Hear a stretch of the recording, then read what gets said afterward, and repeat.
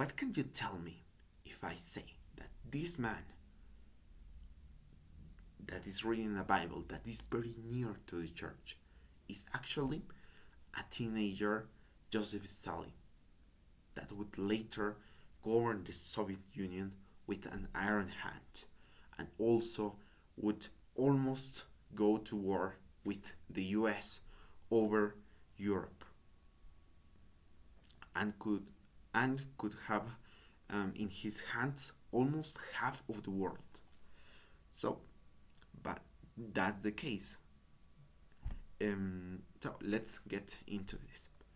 When Joseph Stalin was a teenager, especially even before that, he was born in a peasant family in in the heart of Russia. At the beginning, his father used to be very violent with him. Used to beat him many times, and also because of the smallpox, he started to develop a lot of scars and also emo- and also emotional emotional scars that would later develop him that would later develop his personality. Okay. So after all of this, he started in some in some meetings that were about that supported the socialism. He was one of the first people who read the the Marx books about the capitalism, about the capital, and he, as long as he was born in a peasant family, he started to develop a hate for these bourgeois, as the bourgeois, or also as commonly known, the businessman, the businessman and businesswomen, right? So he started to go to these meetings and participate in them and participate on them. Um, in that, he was very influential. Okay, but not especially for his oratory skills, but for other skills that he would later use.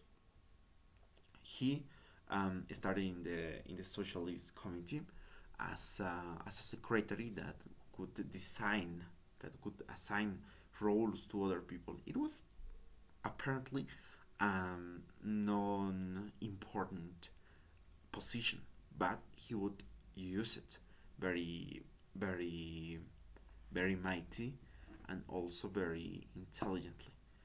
So he started to design many of his friends in very important positions inside the Communist Party. And after Lenin died, and the civil war in Russia ended, he would start to he would start to rise in the power in the party.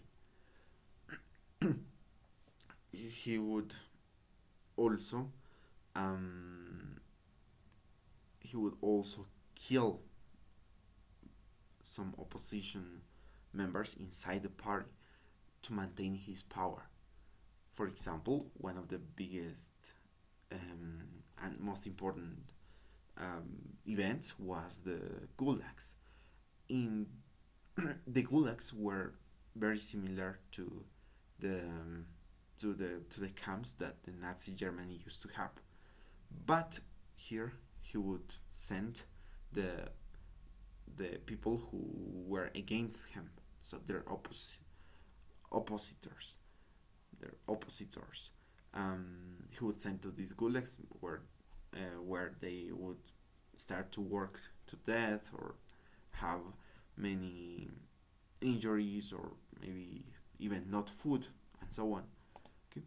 Um, then he would have a lot of a lot of battles, a lot of discussions between Stalin and also Trotsky, which was a very prominent figure inside the Communist Party of Russia.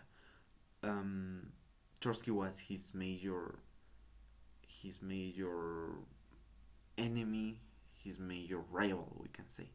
But he would defeat Trotsky with a lot of violence and also a lot of intelligence, you can say. So Stalin would defeat Trotsky, and Trotsky would die in Mexico, where we tried to escape after that. Even though Trotsky was superior over Stalin in oratory skills and also intelligence, we can say, but Stalin did not hesitate at the moment where he had to use violent um, violent moves to gain power. And so that's how this story ends, with with a very powerful Joseph Stalin inside as the head of the most powerful country in Eurasia, and with their hands over Europe, and also with plans to start a crash of titans between the USSR, with so Joseph Stalin as their head, and the US